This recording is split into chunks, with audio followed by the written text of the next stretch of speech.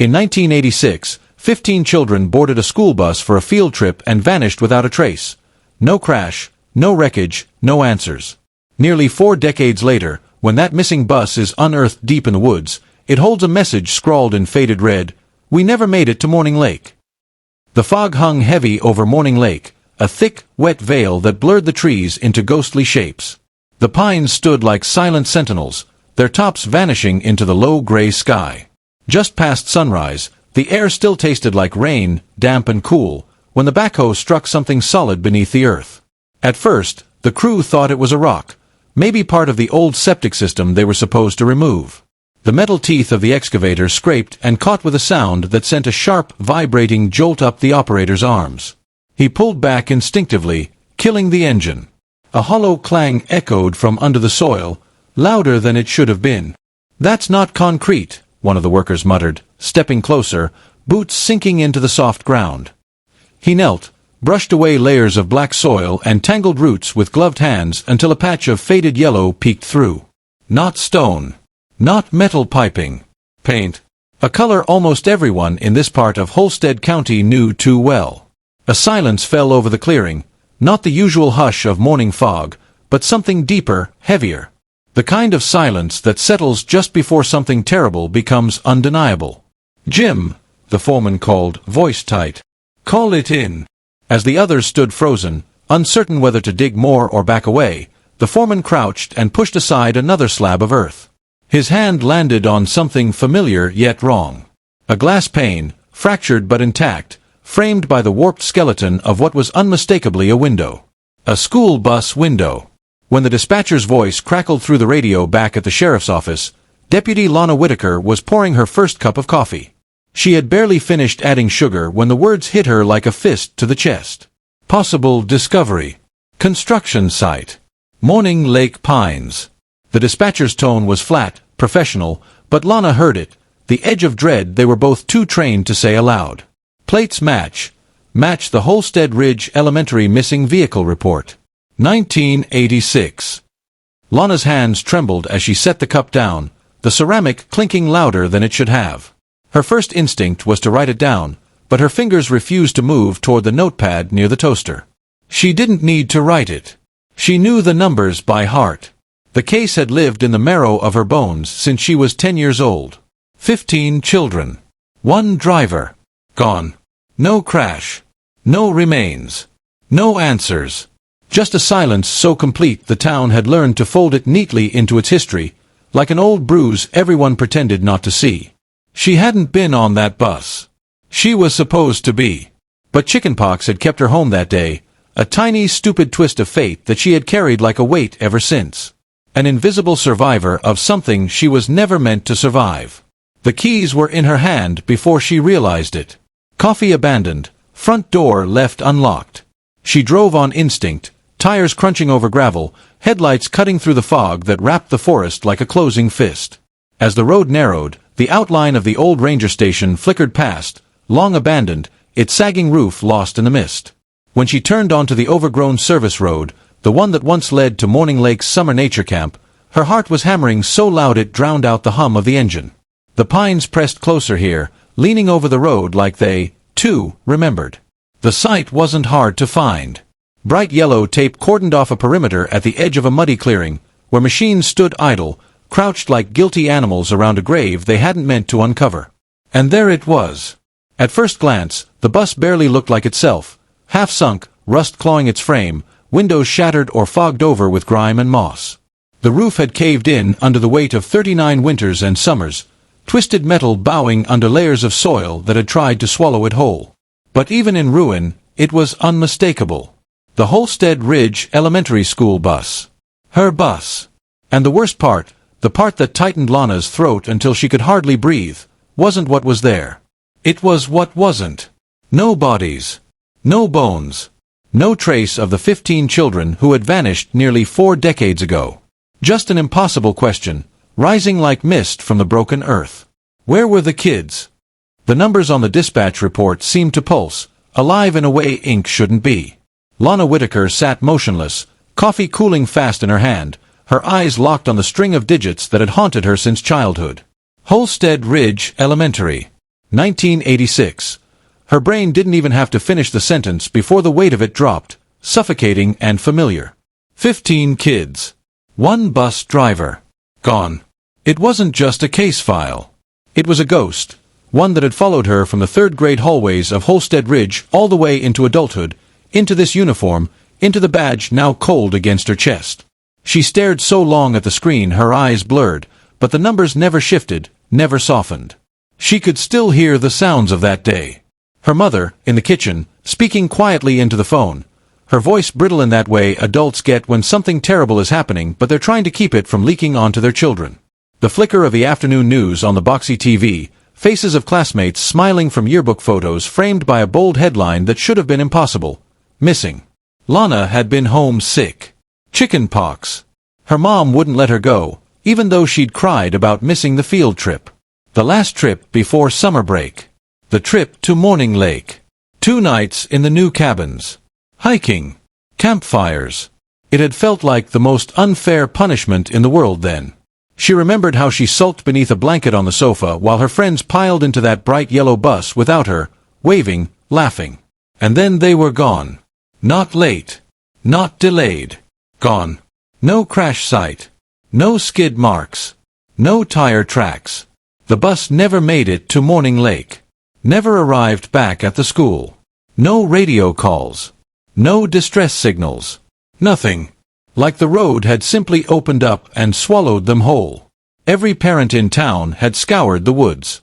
Volunteers combed every trail, every ditch, every forgotten logging road. Search dogs were brought in from 2 counties over. Helicopters traced the tree lines until their rotors made the air vibrate. But there was nothing. Not a broken mirror. Not a dropped backpack.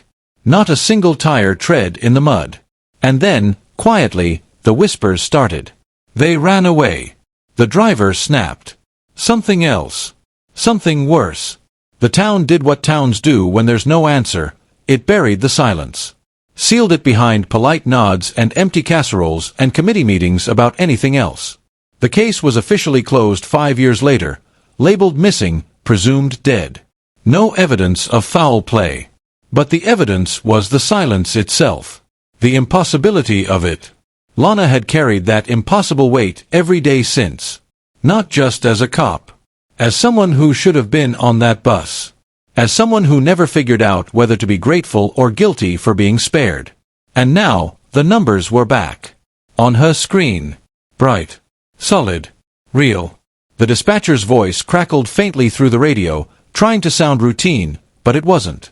Deputy, be advised, visual confirmation matches plate number for Holstead Ridge Elementary Unit 47. I'm sending coordinates now. Her pulse thudded so hard it drowned out the rest of the words. Her fingers hovered over the keyboard but didn't move. She didn't need the coordinates. She knew exactly where Morning Lake was. Everyone did. Her eyes flicked back to the case number one more time.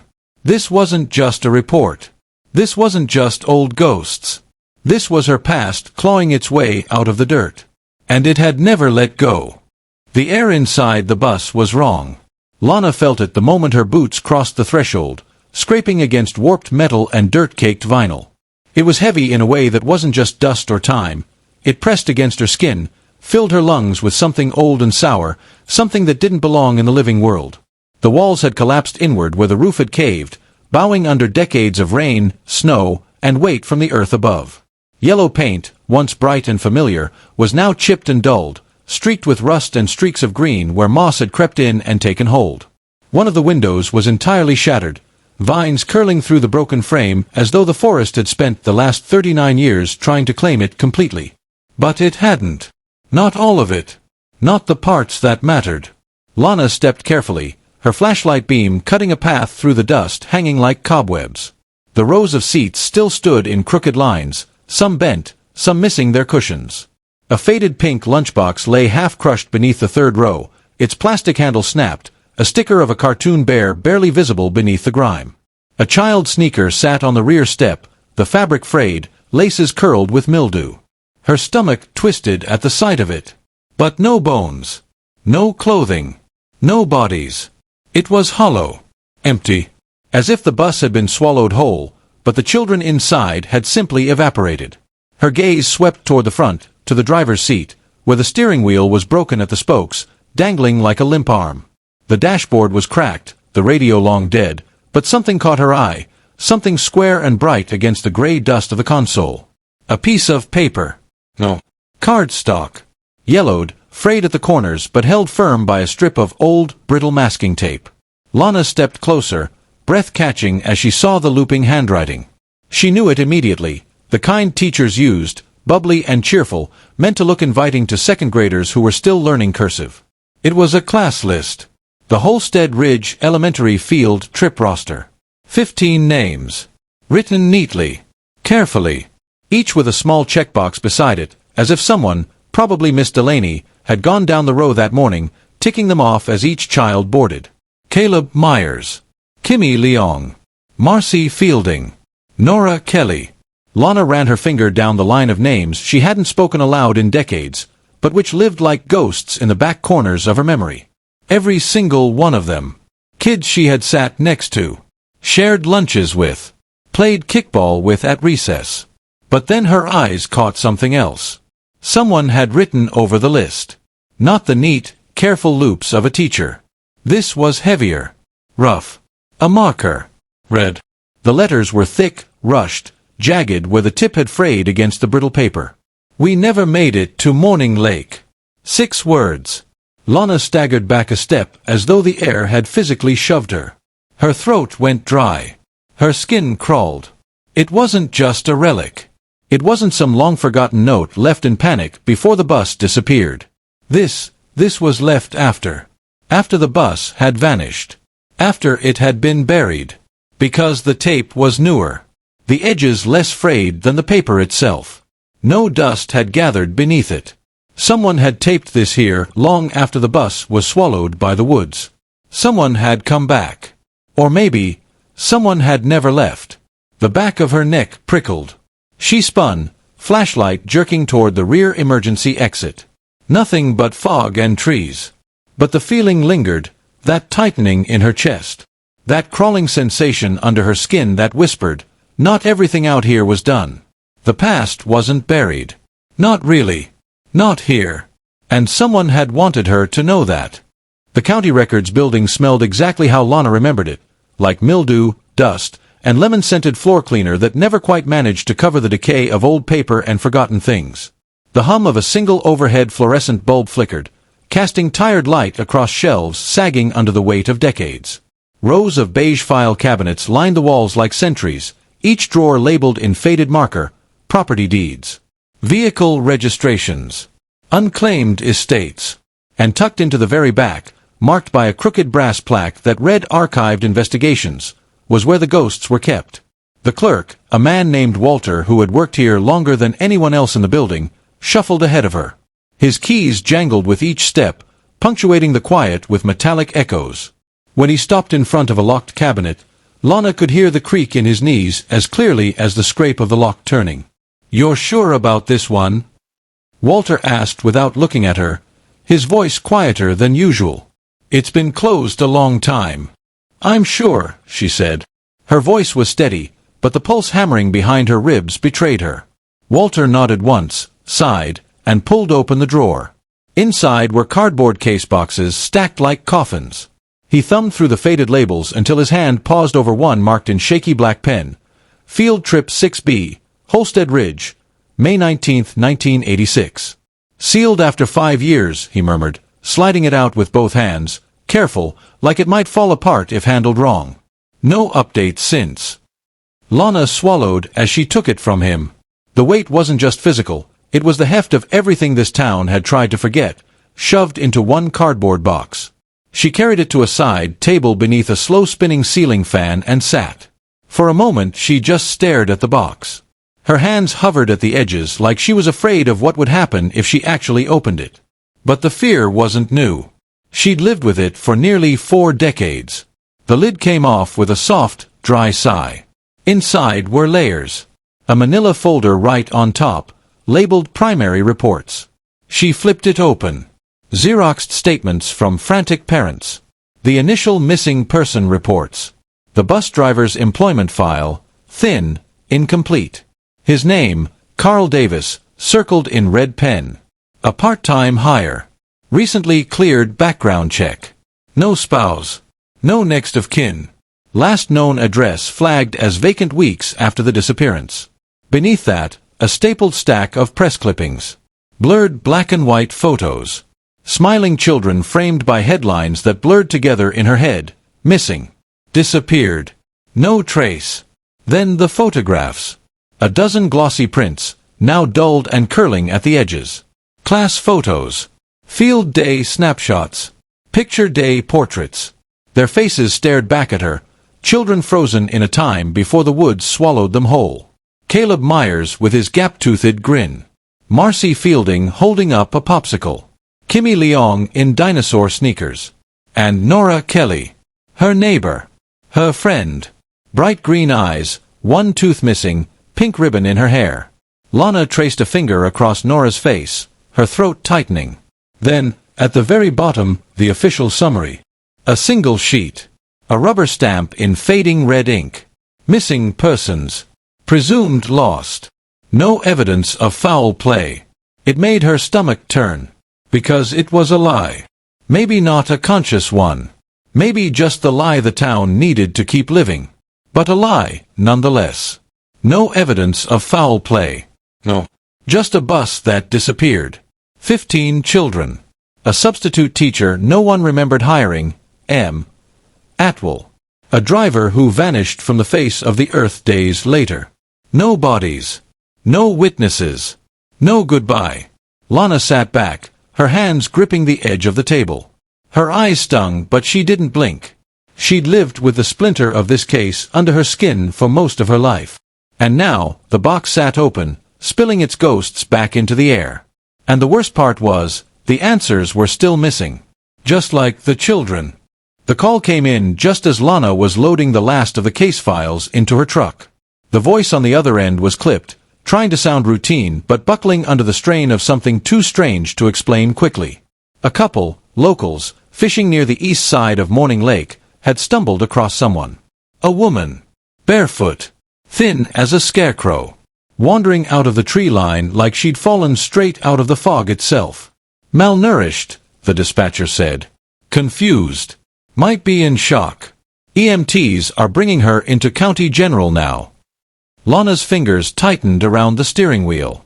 A strange pressure gathered behind her ribs, a hollow kind of dread she hadn't felt since the moment they uncovered the bus.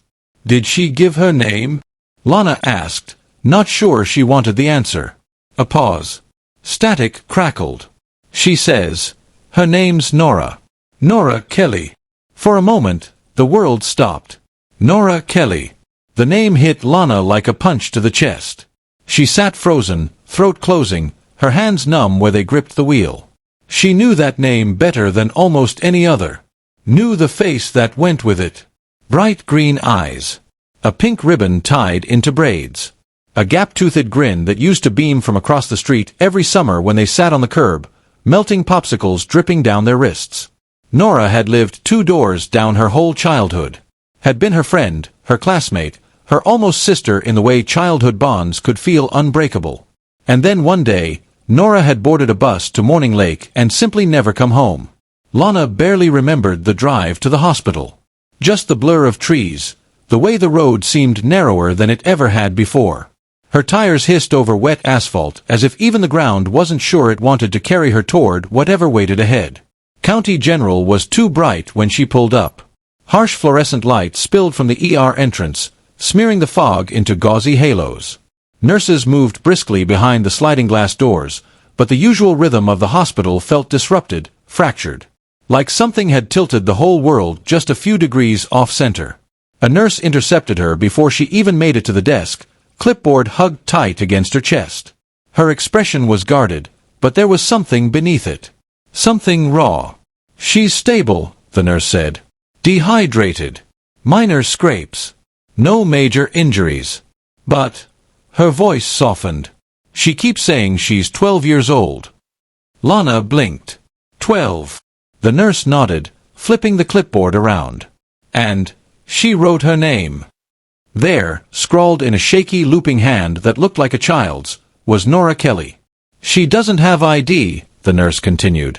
Clothes don't match any local brands. Fabric's weird. Like homemade. Oh, I don't even know. Her tone shifted. Careful now. She keeps repeating the same thing over and over. Says she was on a field trip. Says she's been trying to get home. Lana's knees threatened to give out right there. She gripped the edge of the desk until her fingers ached. Where is she? Exam room 3. She's awake. Sort of. Lana didn't wait. She pushed through the hallway, shoes squeaking against polished tile. Her breath felt tight in her lungs, shallow and fast. Each door she passed echoed louder in her head. And then there it was. Exam room 3. She stepped inside. The woman, no, the girl in a woman's body, sat curled on the hospital bed, legs drawn up, arms wrapped tight around her knees. Her hair was long, tangled into wild mats. Her skin was pale, almost translucent beneath the sterile light. Cheekbones too sharp. Shoulders too narrow. But it was the eyes that stopped Lana cold. Wide. Green. Unmistakable. Those were Nora Kelly's eyes. Nora blinked, staring at her like she was looking at a photograph that didn't quite line up with her memory. And then, quietly, in a voice so soft it trembled. You got old. A sound caught in Lana's throat, halfway between a laugh and a sob. Her knees buckled and she grabbed the chair next to the bed, sinking into it before her body gave out completely. You remember me? Her voice cracked. Nora nodded, her face crumpling, tears welling fast. You had chicken pox. You were supposed to come, too. Lana's hand flew to her mouth, the guilt surging fresh and raw even after all these years. Nora hugged her knees tighter, her voice a whisper. They told me no one would remember. They told me no one would come. Lana reached out, her hand trembling, not sure if she was offering comfort or begging for proof that this was real. I came, Nora, she whispered. I never stopped looking. Nora sat stiffly in the hospital bed, her hands wrung tightly in her lap, fingers twisting over and over like she could squeeze the memories into something small enough to survive. Her eyes weren't really on Lana, but somewhere past her, somewhere distant, tangled in the roots of something old, something she tried not to think about for so long that it hurt to drag it back into the light. The lake wasn't ready for us yet, she said finally. Her voice was thin but sharp, a sound that felt like it didn't quite belong in the sterile hush of the hospital room. It belonged to somewhere damp and cold, somewhere lost. Her fingers tightened. That's what he said. The man. At the road. Lana leaned forward, notebook forgotten in her lap. What man, Nora? Do you remember what he looked like? Nora's head gave a quick, jerky shake. No. Not really. I think he had a beard. Or a hood. I don't know. I couldn't. I wasn't supposed to look. Her breath caught like it snagged on something sharp. But I remember the way it felt. When I saw him, I felt wrong. Like my stomach went inside out. Like the air wasn't right anymore. She swallowed, lips trembling. We were almost there. We were laughing. Marcy had this little camera. You remember those? The kind that clicked. You didn't know if the picture came out till you developed it. She was taking pictures of everything. Of us. Of the driver. Of the trees. And then Nora's hands began to tremble. Then the bus slowed. Way before the turn. Right where the road splits. You know that spot, right?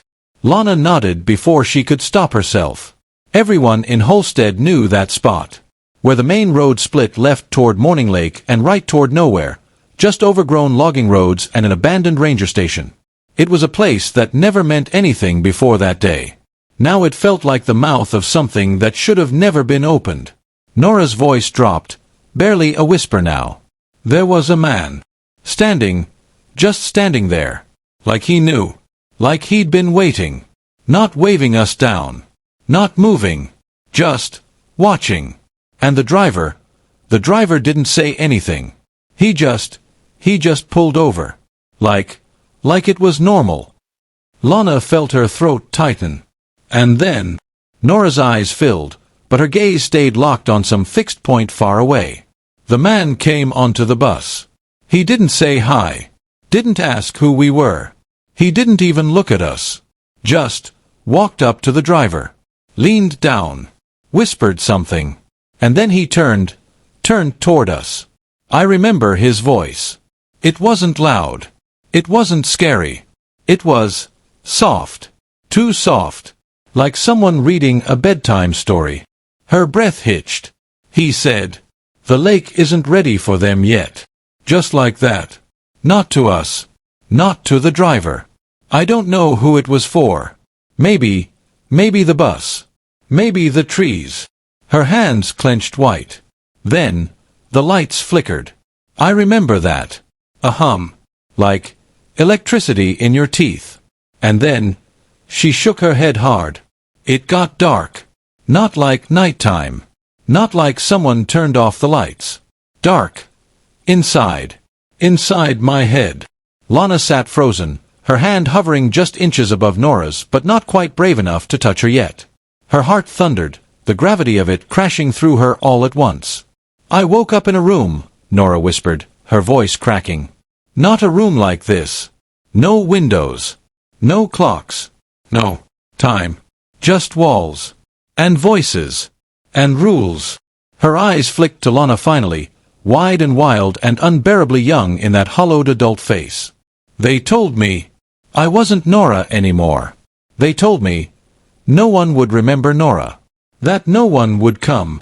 Lana gripped the edge of her chair until her knuckles went pale. "But I did," she said, the words thick in her throat. "I came, Nora. I remember." Nora blinked, a single tear trailing down her cheek. "I didn't forget," she whispered. "Even when they told me to, I didn't."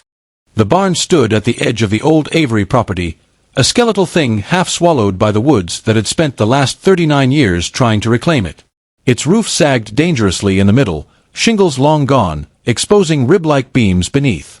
Ivy and brambles crawled up the sides, clutching the weather-beaten boards like fingers determined not to let go. The path leading to it was barely visible, more suggestion than trail now, broken only by deer prints and the soft indent of Lana's own bootsteps as she moved closer. The Avery name had surfaced twice in the records, first tied to the ranger station, then again buried deep in tax rolls for this plot of land. Frank Avery. Deceased. But it was the note in the margins that caught her attention. Last known property maintenance in 1987. No further activity registered. It was the kind of silence that told her exactly what it wasn't supposed to. The air grew colder the closer she got. Not just the chill of shade or early spring wind, but something else. Heavy. Pressed down. Like the air didn't want to move here anymore. Her flashlight cut through the dim as she stepped beneath the sagging frame of the doorway. Dust kicked up in thick clouds, glittering like ash in the beam.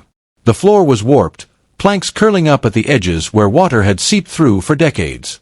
Rusted tools lay in forgotten corners. Broken crates. Rotten canvas sacks. All the normal debris of abandonment. But there was something else. Something off. The walls. At first, Lana thought the marks were water stains or peeling wood. But as her light swept closer, her stomach turned. Names. Dozens of them. Scratched deep into the boards. Some rough, barely legible, scrawled with what must have been nails, rocks, maybe teeth. Others neat, careful, as if whoever made them had the time and desperation to make sure they would last. Caleb. Marcy. Nora. And over there, by the far beam, Nora again. Her name etched 3 times, one beneath the other, the letters growing shakier with each repetition. Lana moved forward, boots creaking, her throat tightening with every step. This wasn't vandalism. This was survival. Proof that someone had tried so hard, not to be erased. Near the back wall, something caught the beam of her flashlight. A glint of color buried under a nest of damp leaves and brittle twigs. She knelt, brushing it aside with fingers that trembled before she could stop them. It was a bracelet. The kind made from soft plastic bands, threaded with beads. Most of it was snapped, the elastic worn to threads, but the name was still there. Block letters, uneven, hand-pressed into white beads faded almost to gray. Kimi. Her breath hitched so sharply it felt like her chest might cave in. Kimmy Leong. 10 years old. She remembered her so vividly now. Bright, restless, always sketching dinosaurs in the margins of her math worksheets. Her voice high and quick, always asking 1,000 questions. The kind of kid who seemed too alive, too electric to ever just disappear. But here was the proof that she had been here. Or someone had wanted her name remembered badly enough to leave it behind. Lana rose slowly, the bracelet clenched tight in her fist, her gaze sweeping the rest of the barn. More names. Some repeated. Some crossed out, violently, over and over until the wood split beneath the pressure. Others were unfinished, as though the hand that started them had been yanked away before the last letter could be carved. Her eyes caught something else, a word etched low near the floorboards, where someone small might have been curled or crouched. Forget. It was scratched again and again. Forget. Forget. Forget. But right beneath it, in a smaller hand, almost defiant. Don't. The air pressed heavier now, like the barn itself was trying to swallow her, trying to shove the memories back underground where they'd been hidden for so long. But not this time. Lana turned toward the doorway, the bracelet still warm from her grip, her flashlight beam trembling against the trembling shadows. Not this time. The forensic crew had been working in careful, tense silence for hours when one of the techs flagged her over. Lana stepped carefully through the mud-slicked perimeter toward the rear of the bus where a panel had been removed. The bus's shell had rotted in places, caved in others, but this section, wedged deep between a metal strut and the frame near the emergency exit, had somehow remained untouched. Protected. Preserved. Found it tucked behind the interior paneling, the tech said, his gloved hand holding out a sealed evidence bag. Didn't look like trash. Looked placed. Inside the bag, barely curling at the edges but still clear, was a photograph. Not a school picture. Not a family snapshot. Something different. Lana's heart snagged the second her eyes landed on it. The photo was a group shot. 8, maybe 9 children standing shoulder to shoulder in front of an unfamiliar building. A wooden lodge, squat and wide, its siding dark with weather, its windows boarded from the inside. No sign, no curtains, nothing to say what this place was or had ever been. Just walls. Just a door. The children weren't smiling. Their faces were slack, blank. Not afraid. Not quite. But empty. Hollow in a way that felt wrong. Their clothes were mismatched, some too big, some too small. Not the clothes they'd worn to school in 1986. No backpacks. No sneakers with neon laces. These were plain, colorless clothes, as if someone had scrubbed every trace of their lives away. Lana's fingers tightened around the photo's edges as she scanned each face. Some were instantly familiar.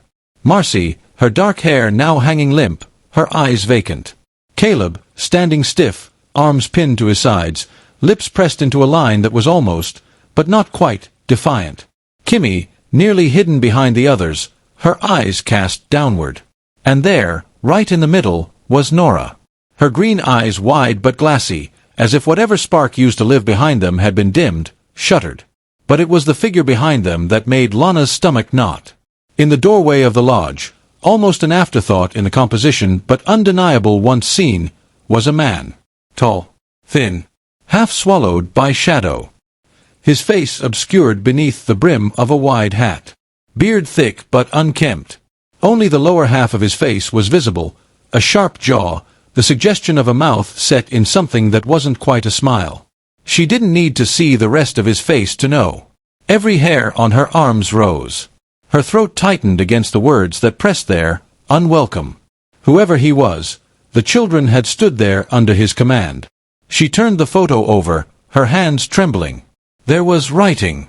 Thick black marker, scrawled hurriedly across the back in uneven block letters. The chosen year 2. No date. No location. Just that. Year 2. Year 2 of what? A question she wasn't sure she wanted the answer to. Her eyes flicked back to the image, scanning the background, the woods beyond the lodge, the ground littered with pine needles. The structure wasn't Morning Lake. It wasn't anywhere Lana recognized. Remote. Hidden. A place designed to be lost. She realized something else, the spacing of the children. How deliberate it was. Spread out evenly. A group shot, but not for memories. 4 records. Documentation. As though someone was taking stock, cataloging them like property. Like inventory. The photo hadn't just survived. It had been meant to. Hidden for someone to find. Or maybe hidden in case someone ever came looking.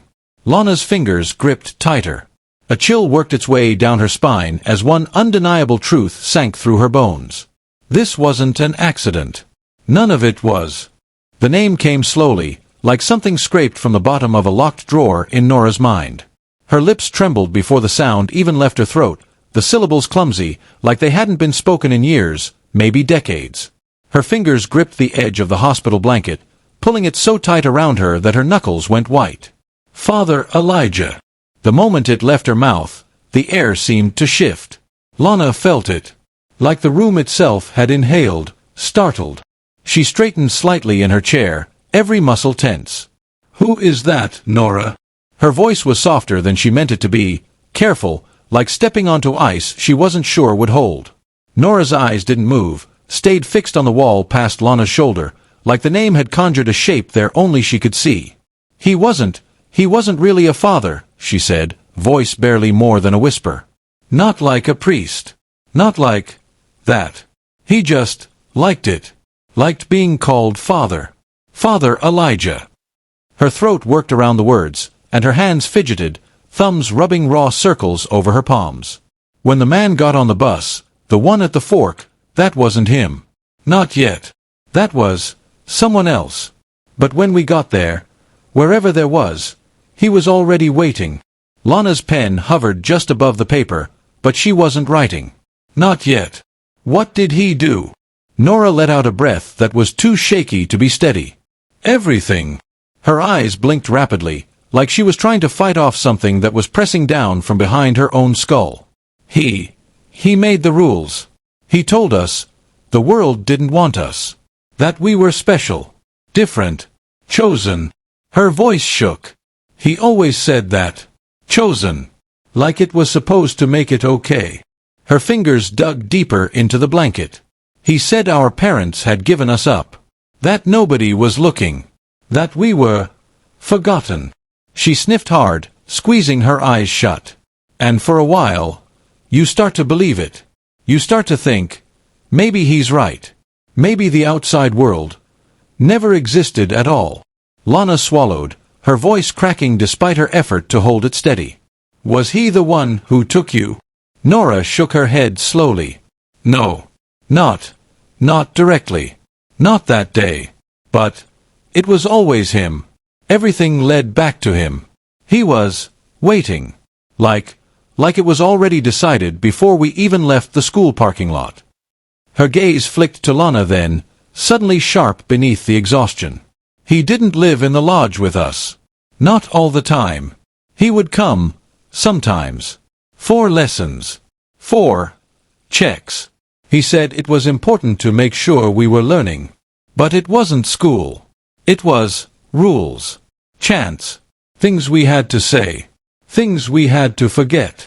Lana felt her hand tighten around the pen until her fingers ached. What happened to him, Nora? The answer came after a long silence, dragged up from somewhere deep and dark. He disappeared, she said finally. Not like the others. Not like us. One day, he just stopped coming. After the fire, after everything, he was just gone. Her shoulders curled in, folding in on themselves as though the memory weighed more than her bones could hold. Some say he died. Some say he left. But I don't think he died. Lana's voice dropped. Why? Nora blinked, one tear sliding unchecked down her cheek. Because sometimes, at night, even now, I hear him, in dreams, like he's still watching. Like he never really left. Lana's breath felt thin, barely filling her lungs. She didn't know if it was cold in the room or if something else made her shiver. But one thing she did know, Father Elijah wasn't just some relic of a closed case. He was a wound that had never fully healed. And maybe, just maybe, he was still out there. The ruins of Riverview Camp felt wrong in a way Lana couldn't fully name. The air was too still, too quiet. No birdsong, no wind stirring through the broken pines, just the slow, suffocating hush of a place that hadn't seen life in years. The path was nearly gone, eaten by moss and rot, but the skeletal remains of the old cabin stood out against the tree line, slumped and sagging like dying animals. Her boots crunched over broken glass, warped nails, and splinters of wood that seemed to groan under her steps. She hadn't expected to find anyone out here. If anything, she thought she'd be walking into more silence, more ghosts carved into the bones of this place. But as she rounded the corner of what had once been the main lodge, she froze. Someone was there. At first, she wasn't sure if it was even real. A shape crouched by the remains of a stone fire pit, half hidden behind what used to be a storage shed. Small, thin, so still he almost blended with the shadows and the mottled gray of the collapsed walls.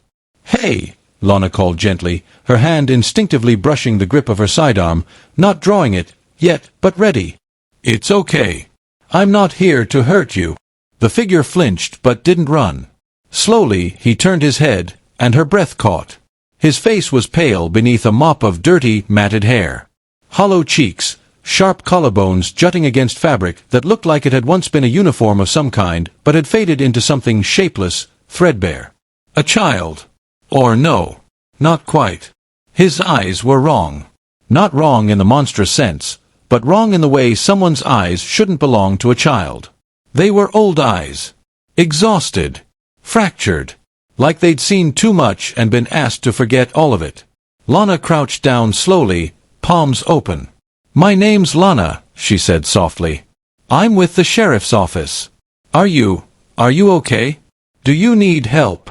He watched her, body tense, ready to bolt but clearly weighing whether to stay. His lips parted, voice dry, rasping like it hadn't been used in days, or years. "Then, they called me Jonah," he said quietly. "But that wasn't my name." A shiver crawled up Lana's spine. "Jonah," she echoed carefully. "Okay. Can you tell me what your real name is?" He shook his head, fast, like the thought itself was dangerous. His hands gripped his knees, fingers digging into the fabric. "They took it. They said, 'Names are doors. And if you remember your name, you can still be found.' So they took it. Locked it away." Lana's throat tightened. "But you remember something, right? Something before." A long pause. His face crumpled, something flickering behind his eyes. Fear, grief, uncertainty. I think I had a sister. Or a dog. Maybe. But I don't know if that's real." His fingers twitched. "It gets scrambled. Some of it feels like a dream. Some of it, like it's someone else's memory." Lana blinked hard against the sting rising behind her eyes. "It's real," she said, voice low, steady. "You're real. You're here. And I'm going to help you." Jonah's gaze dropped to the dirt. "You shouldn't be here," he whispered. "This place, it remembers. Even if you don't." He stood then, slow, joints creaking like someone twice his size. Up close, Lana could see the uneven way he carried himself, like someone who'd spent too long in spaces that were too small, cramped, hidden, underground. A body that had adapted to survive in the wrong kind of world. His head tilted toward the collapsed lodge. "They called this Riverview. But that wasn't its real name. Not to us." His fingers brushed over the stone wall, tracing something invisible. "We called it the waiting place. Because that's what it was. You waited. Until you forgot. Or until someone took you away." Lana's pulse quickened. "Took you where?" Jonah's lips trembled. "Somewhere worse." He looked up at her then, and for the first time, she saw something break through the haunted glaze in his eyes. Something desperate. Something that hadn't fully given up. "You're not like them," he whispered. "You came anyway." Lana nodded, her voice barely holding together. "Yeah," she breathed. "I came anyway." The photo was half-burned, its edges blackened and curled like dead leaves, but the center remained intact enough to make Lana's stomach knot the instant she saw it. It had been wedged deep beneath the bus's rear floor panel, tucked in a space too small for it to have landed by accident. Someone had put it there, hidden it there, for a reason. For children sat around a small campfire, the flames casting warped shadows over their faces. Their clothes were mismatched, ill-fitting, little more than shapeless uniforms designed to erase rather than express. No smiles. No laughter. Just hollow-eyed stares, faces caught somewhere between childhood and something far older, far heavier. But one of them wasn't sitting quite like the others. A boy, taller, older, sat slightly apart from the group, his shoulders stiff, his gaze tilted down, not at the fire, not at the others, but at something no one else could see. His hands were folded in his lap, fingers interlocked tightly, as if holding himself together was an effort that required every ounce of strength he had left. On the bottom corner, written in fading black marker, barely legible through the scorch marks, were the words, "He stayed." He chose to stay. Lana traced the boy's face with her finger, her pulse quickening as recognition flooded through her. It wasn't immediate. Age had blurred the lines, stretched the features, but it was there. A familiarity she couldn't shake. A face she'd seen before, but not in yearbook photos or missing person flyers. No, it was more recent. Develin. The quiet man who worked at the town's electrical department. Lived alone in a trailer near the North Woods. No school records before 1990. No family on file. No next of kin. A man who had always kept his head down, his conversations brief, his life wrapped in layers of deliberate invisibility. Lana sat in her cruiser long after the photo was bagged and logged, staring out the windshield as the weight of it all pressed down. The boy who stayed. He hadn't vanished like the others. He hadn't run. He hadn't been taken. He had stayed. But why? The next morning, she pulled up to the edge of the gravel lot where Aaron's trailer sat, half swallowed by pine needles and creeping vines. A single porch light flickered weakly against the gray dawn, the bulb threatening to burn out but never quite giving up. She knocked once. No answer. Knocked again, harder this time. A voice from inside, low and resigned, not startled, like someone who had known this moment would come. "Yeah, I figured." The door creaked open, and there he stood. Older, yes. Grayer at the temples. But the boy from the photograph was there, behind his eyes. Still sitting apart from the others. Still folded in on himself. "I was wondering when someone would show up," Aaron said, stepping aside to let her in. His voice was flat, tired. Not defensive. Not afraid. Just heavy. Inside, the trailer was painfully neat. Sparse. A coffee pot, half full. A bookshelf lined with volumes on group psychology, trauma, memory retention. A chessboard sat on the table, mid-game, pieces frozen in conflict. "I remember you," he said after a moment, motioning for her to sit. "You used to wear a green backpack. The zipper always got stuck. You hated it." Lana blinked. "You remember me?" He nodded. "We were in the same class. 3rd grade." His gaze dropped to the floor. "You didn't come that day. You were sick." Her throat tightened. "Why didn't you leave?" Aaron's jaw worked, clenched, then relaxed. His voice frayed at the edges. "Because not everyone wanted to leave. Some of us believed what they told us. Believed that the outside didn't want us. That the world forgot. And when you believe that long enough, leaving doesn't feel like freedom. It feels like dying." He ran a hand through his hair, fingers trembling slightly. "But eventually, I did leave. I just left too late. Too late to save anyone. Too late to be anyone's hero." Lana swallowed the lump forming in her throat. "You survived." Aaron shook his head, a bitter smile tugging at the corner of his mouth. "No, I stayed."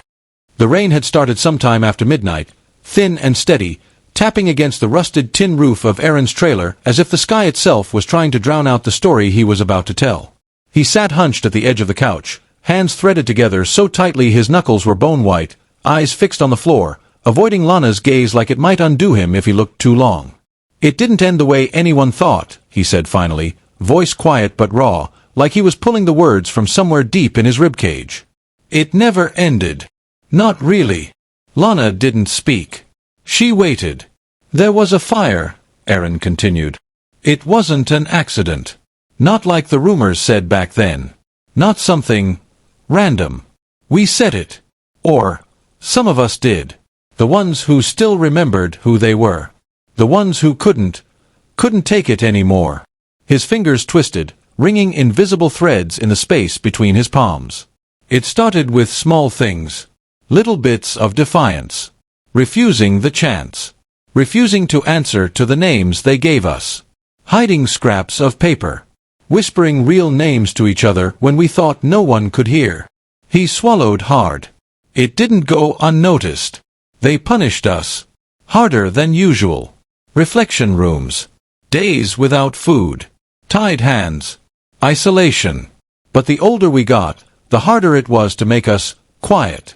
You can't cage thoughts forever. Can't erase everything. Lana felt her pulse pounding, felt her pen heavy in her hand but unmoving. Her notebook lay forgotten in her lap. This was no longer something she needed to write down. It was already written somewhere deeper than paper. Caleb, Marcy, even Kimmy, they were part of it, Aaron said, his voice shaking now. We waited until the middle of the night.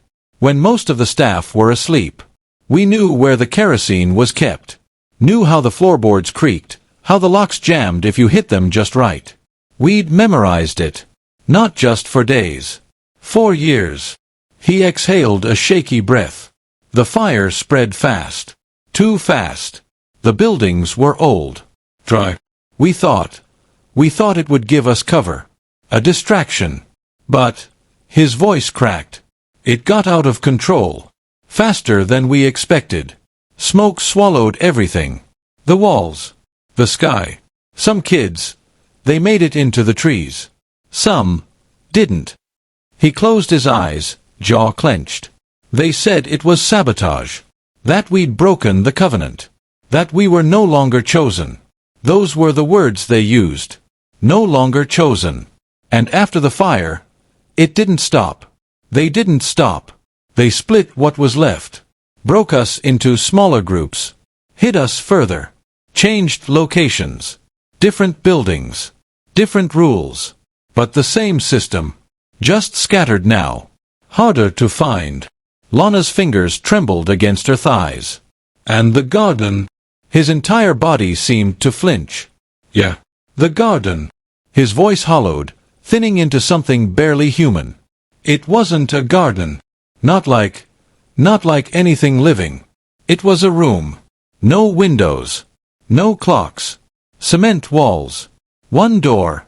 And no sound. Not even echoes. He scrubbed his hands over his face, dragging at his skin like he wanted to peel it away. They put you there when you remembered too much. Or when you wouldn't stop asking questions. Or when they thought you still had pieces of your old self left. His eyes finally lifted to meet Lana's. They were red-rimmed, exhausted. It was worse than the reflection rooms. Worse than the chanting. Worse than anything else. Because in the garden, time stopped. You didn't know if you were in there for an hour or a week.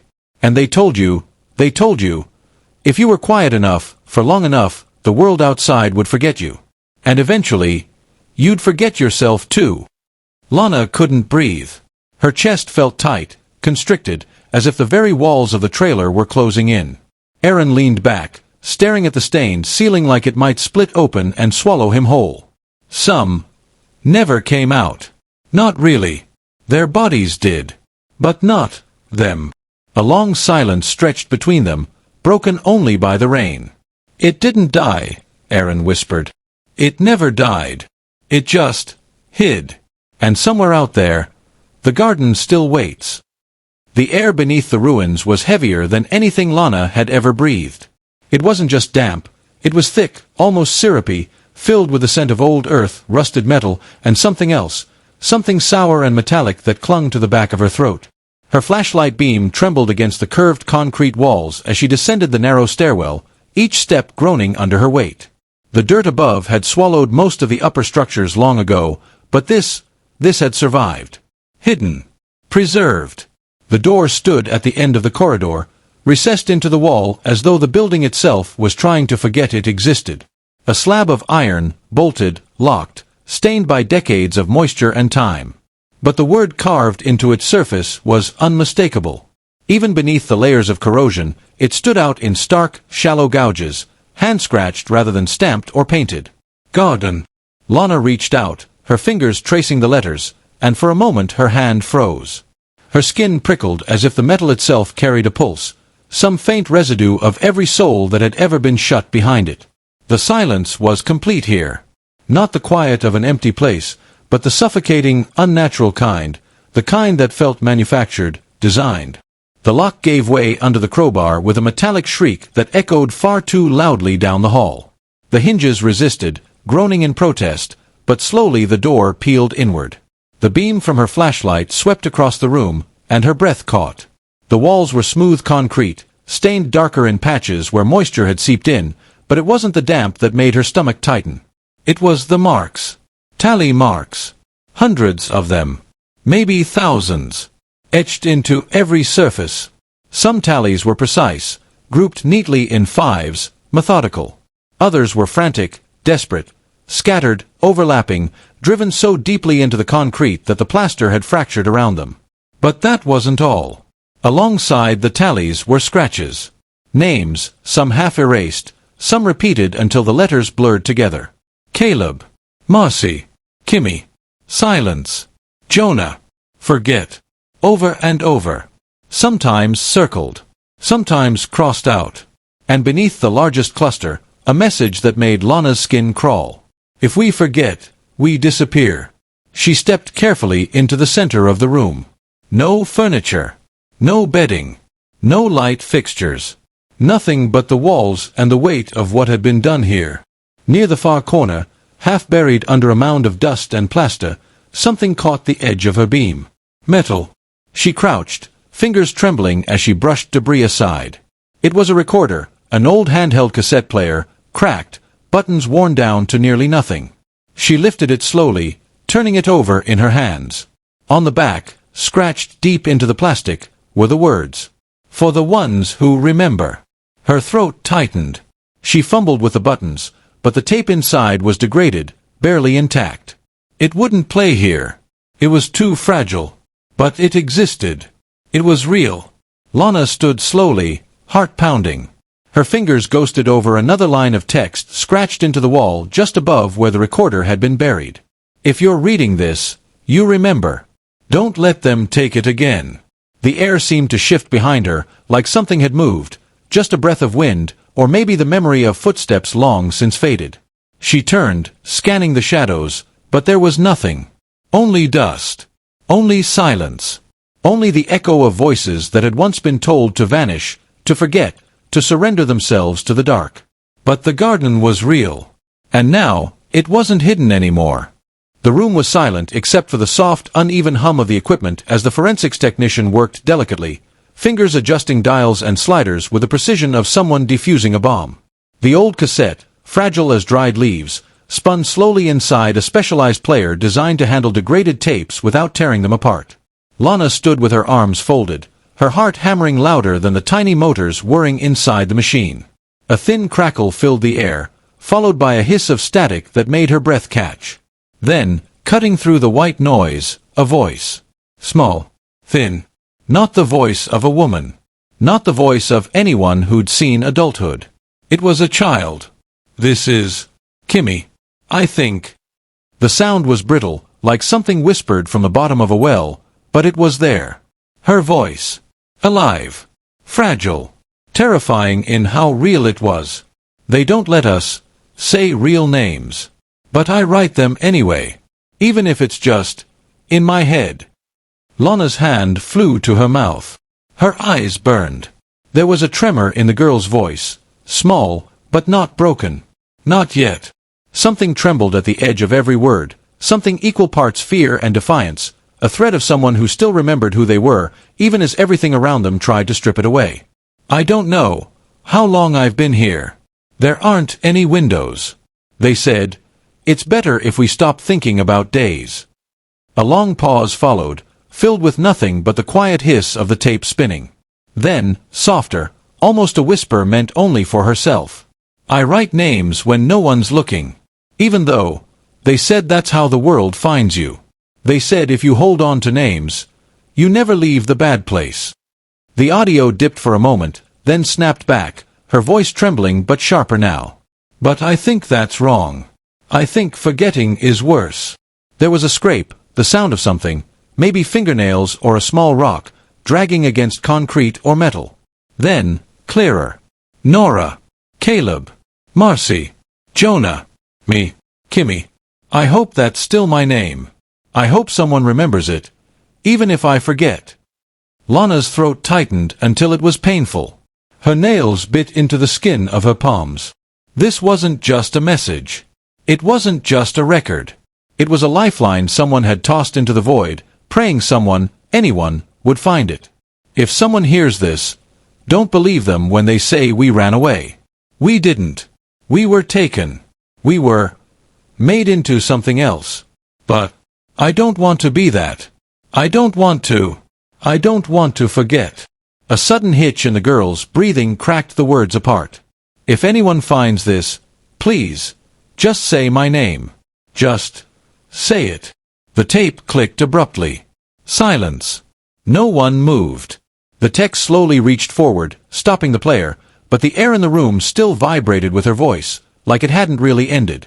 Lana pressed the back of her hand to her mouth, trying to ground herself, but her vision blurred.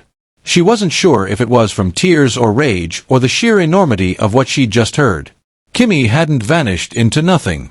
Kimmy had fought. She'd clung to the only weapon they couldn't take from her, her name. Her voice. A voice lost. But not gone. Never gone. Not now. The false wall gave way with a hollow, cracking groan as the last bricks tumbled down in a cloud of dust and splinters. The air that rushed out was cold, stale, a sealed breath of something that hadn't seen daylight in decades. Lana coughed, waving the dust from her face, her flashlight beam trembling against the newly revealed space. For a long, stunned moment, she couldn't move. Couldn't even breathe. The mural stretched across the far wall, faded, chipped, but unmistakably intact.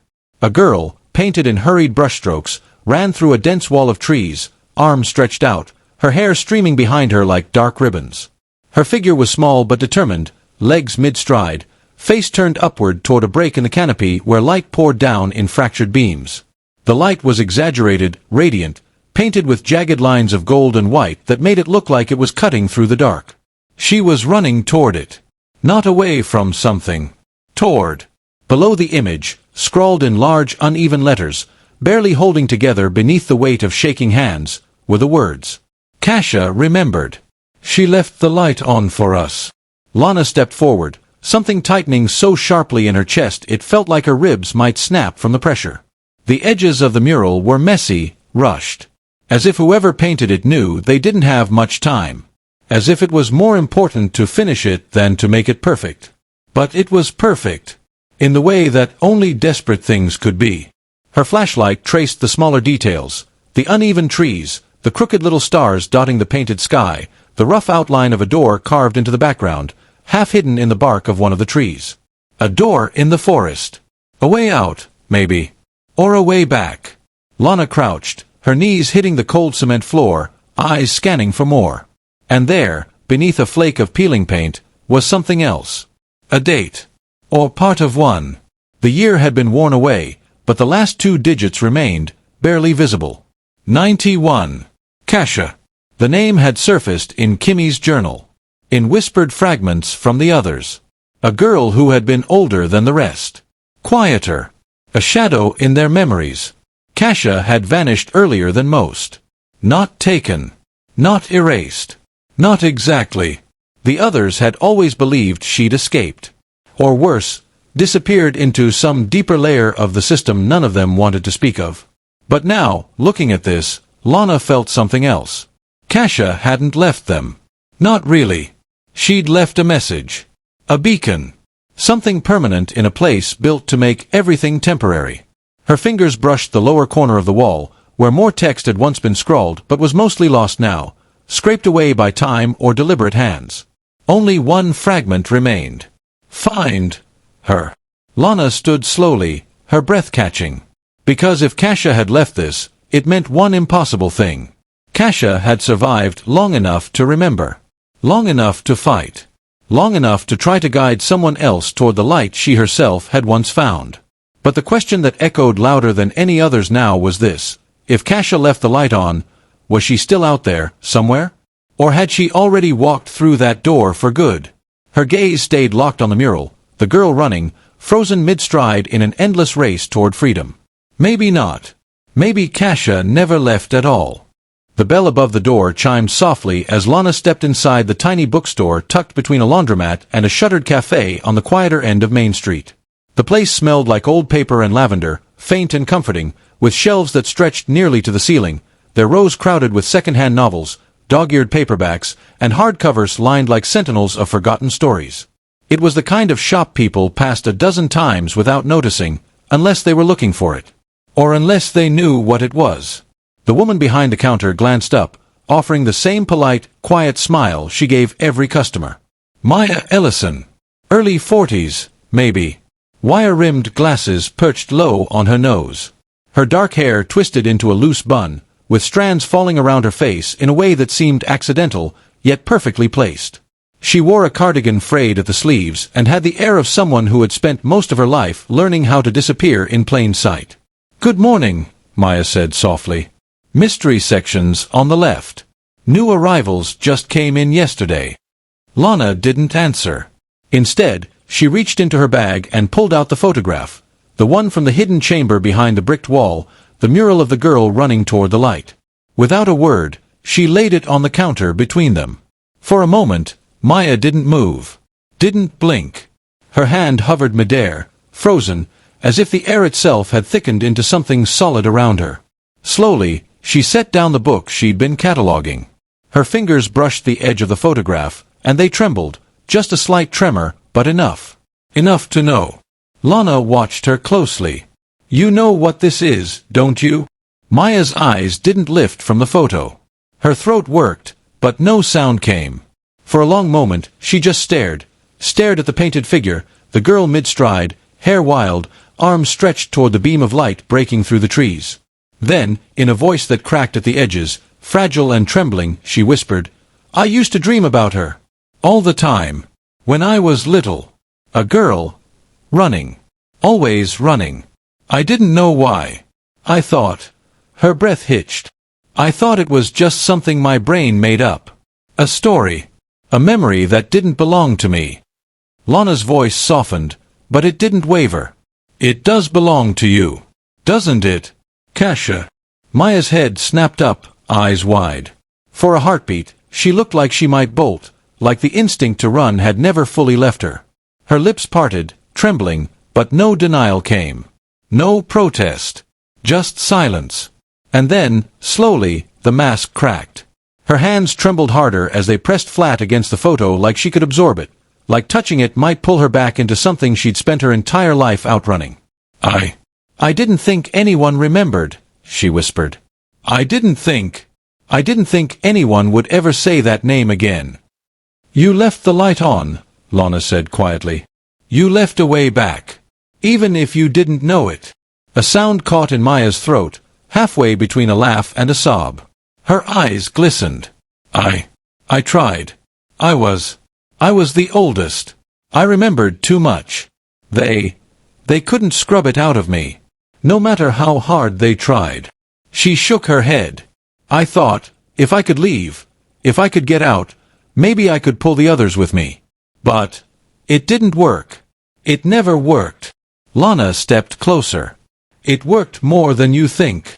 Maya wiped at her face, breath shuddering. You really found them? Nora, Kimmy." "We found them," Lana nodded. "And they remember you."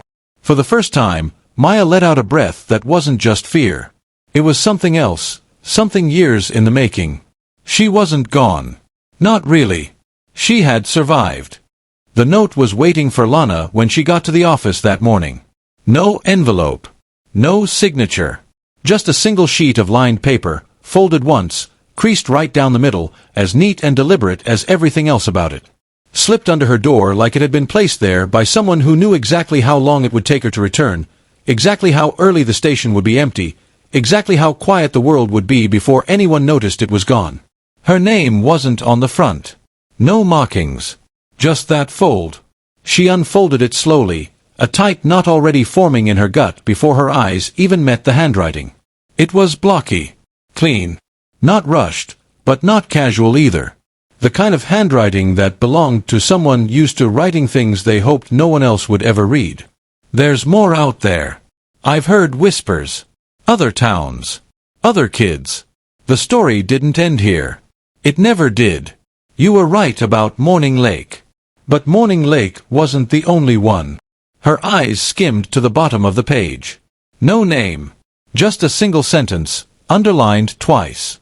Look for Arcadia. Taped to the corner was a photograph. Not a recent one, not sharp or glossy. It was faded, warped at the edges, slightly bent from age or from being carried too long in a pocket that wasn't meant to hold something fragile. The photo was of a bus. Not the Morning Lake bus.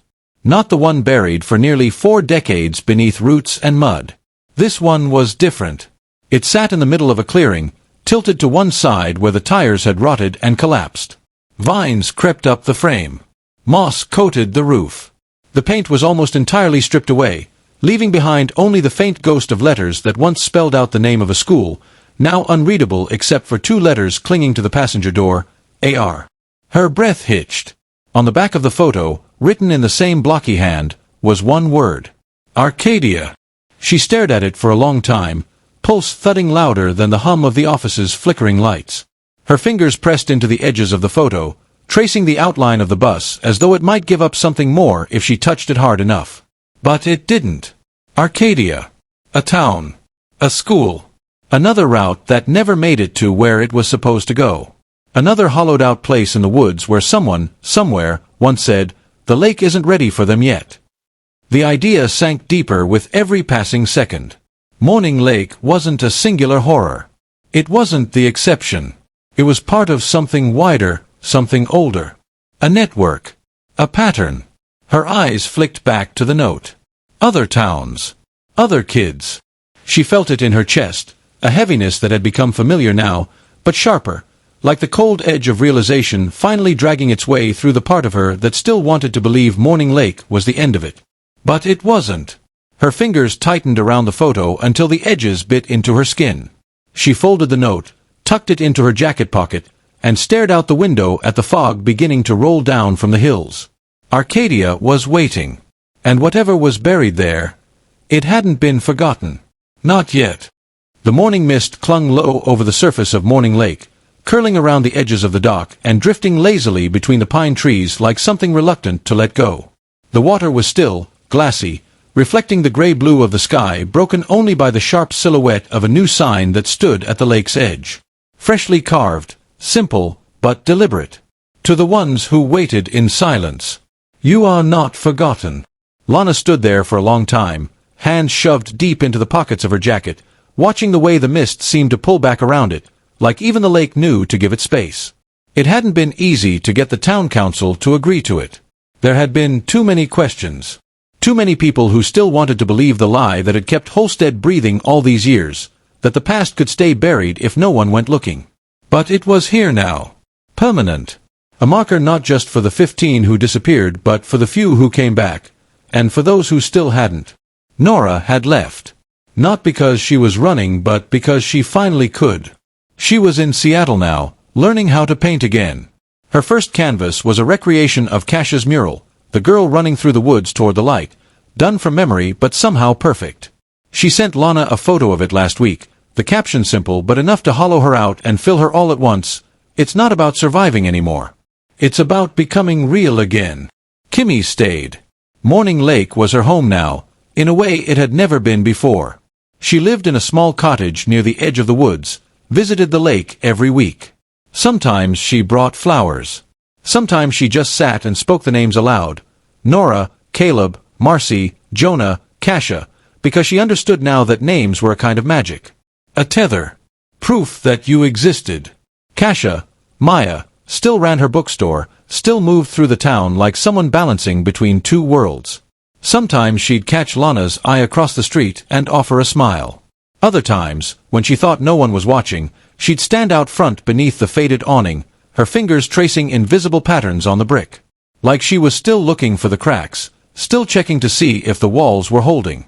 And Aaron was gone. Left the same way he always moved, quietly, with no warning. Just a note slipped under Lana's office door that read, "There's more. Arcadia wasn't the only one.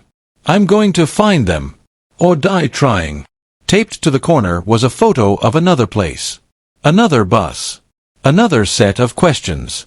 Lana hadn't opened a new case file yet. But she kept that note. And every now and then, when the wind shifted just right, she could swear the woods still whispered, not just with the voices of the ones they'd found, but with the echoes of the ones they hadn't. Because the story wasn't over. Not really. Somewhere, out beyond Morning Lake, beyond the edges of this town, beyond everything they thought they'd put to rest, there were others. Kids who never made it home. Kids whose names had been taken. Kids who were told the world forgot them. And maybe, just maybe, they were still waiting. Waiting for someone like Nora. Like Kimmy. Like Casha. Or someone like Lana. Waiting for someone to say their names. Waiting for someone to remember.